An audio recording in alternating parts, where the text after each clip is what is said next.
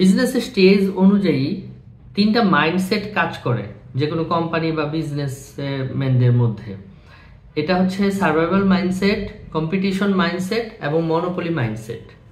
Survival মাইন্ডসেটটা আসলে initial 2 থেকে 4 বছর বা 3 বছর সবার মধ্যেই থাকে, এবং সার্ভাইভাল মাইন্ডসেট খারাপ কিছু না, but survival mindset long time carry করা সেটা খারাপ। লাইক ধরেন 2 বছর বা 3 বছরের মধ্যে সার্ভাইভাল হয়ে গেছে, কিন্তু এই 3 বছর সার্ভাইভালের জন্য সে কি করছে? গাড়ি ভাড়া নেয় নেই, বাসে গেছে, রিক্সায় গেছে, হেঁটে চলছে, অফিসের এক রুমে লাইট 2টা না লাগায় 1টা লাগাইছে, এসি না লাগায় ফ্যান চালাইছে। তারপরে দেখা গেল যে সে রেস্টুরেন্টে কাস্টমারের সাথে ডিনার না করে সে হয়তো বা টং দোকানে বসে চা খাইছে, নানান কিছু। এই করে সার্ভাইভাল মাইন্ডসেট করে সে কিন্তু তার সার্ভাইভাল পার করে ফেললো, বাট এটা তার হ্যাবিট হয়ে গেল। এখন সে সার্ভাইভাল মাইন্ডসেট থেকে আর উঠতে পারে না। যখন বিজনেস সেকেন্ড বা থার্ড লেয়ারে যাবে, তখন যদি সে সার্ভাইভাল মাইন্ডসেটটাই ক্যারি করে, তাহলে ওর বিজনেস আর কখনোই বড় হবে না। আমি এরকম দেখছি বাস্তবে যে অনেকে প্রয়োজনে টেম্পোরারি সে সার্ভাইভাল মাইন্ডসেট করতে গিয়ে ফাইনালি তার পুরো জিনিসটাই সার্ভাইভাল মাইন্ডসেট হয়ে গেছে। মানে তার বিজনেস এখন বড় হচ্ছে, আরো বড় করা সম্ভব, বাট স্টিল সে সার্ভাইভালেরই চিন্তা করে। তার কাছে বিজনেস মানেই সার্ভাইভাল, এছাড়া আর কোনো কিছু সে বোঝে না। বিজনেসে যে গ্রোথ আছে, ইনোভেশন আছে, মনোপলি আছে, ওটি সে জানেই না। সেই জায়গায় সে মূর্খ হয়ে রয়েছে, সে শুধু সার্ভাইভাল করতেছে সার্ভাইভাল পিরিয়ডের শেষেও। এখন সার্ভাইভালের পরে আরেকটা ডিজিজ আছে এইখানে, কম্পিটিশন মাইন্ডসেট, মনোপলি মাইন্ডসেট। এই কম্পিটিশন মাইন্ডসেটটা একটা ডিসগাস্টিং ডিজিজ, এবং মনোপলি মাইন্ডসেটটা আসলে একটা নতুন দিগন্ত, বা এটা আসলে মানে বিজনেসের কি বলবো যে মানে মূল একটা জিনিস মনোপলি মাইন্ডসেট। এবং এটাকে যে কালচার করতে পারবে বা এটা আঁকড়ে ধরতে পারবে বা এটার প্র্যাকটিস যে করবে, সে হ্যাপিনেসও পাবে, মানিও পাবে, গ্রোথও পাবে।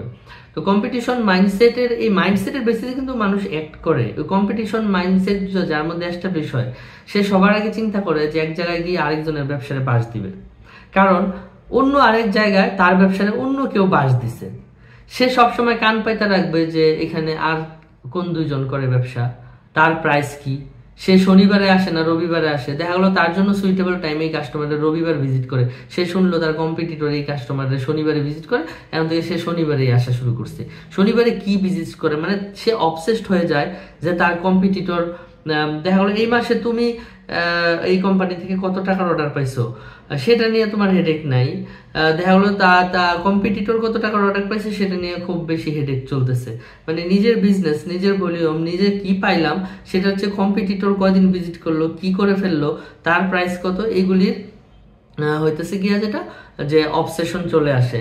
এবং তখন নোংরামি করে মানুষ, পাইরেসি করে, কান পাতে, আড়ি পাতে, নিউজ লিক করে, বা অনেক ইনফরমেশন বের করার চেষ্টা করে। এটা একটা dirty game. But competition, healthy competition মাঝে মাঝে থাকা উচিত।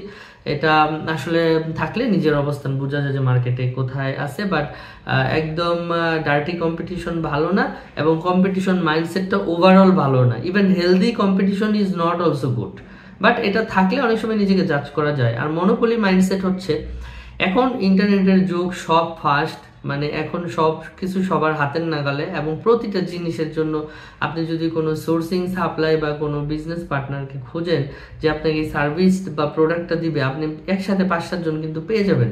তো এই কম্পিটিশনের যুগে বেসিক্যালি একটা কোম্পানি বা বিজনেসম্যান কিন্তু সে অনেক টাইম ইনভেস্ট করে, ইফোর্ট ইনভেস্ট করে, মানি ইনভেস্ট করে। তো সে যেই বিজনেসে পরিক্রমার টাইমটা দিয়ে যাচ্ছে, 5 বছর 10 বছর, প্রতি মাস প্রতিদিন যেই সময় ইফোর্টটা সে ইনভেস্ট করতেছে, এটা যদি সে এমন একটা ফিল্ডে করে যেখানে আসলে মারাত্মক কম্পিটিশন, তো সেই কম্পিটিশনে পড়ে তার লাইফও কম্পিটিটিভ হয়ে যাবে।